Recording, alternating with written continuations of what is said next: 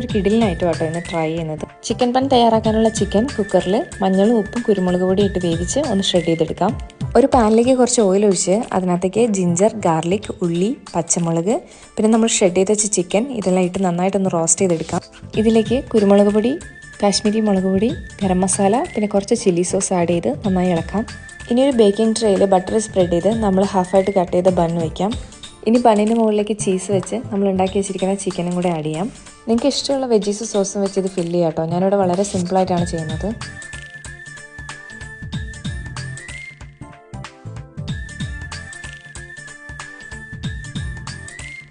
വെജീസൊക്കെ add ചെയ്തതിന് ശേഷം അതിന് മേലെ കുറച്ച് മോസറല്ല ചീസും പിന്നെ നമുക്ക് ഇഷ്ടമുള്ള സോസസും ആഡ് ചെയ്യാം. ഞാനിവിടെ ചില്ലി മയോ സോസസാണ് ആഡ് ചെയ്യുന്നത്.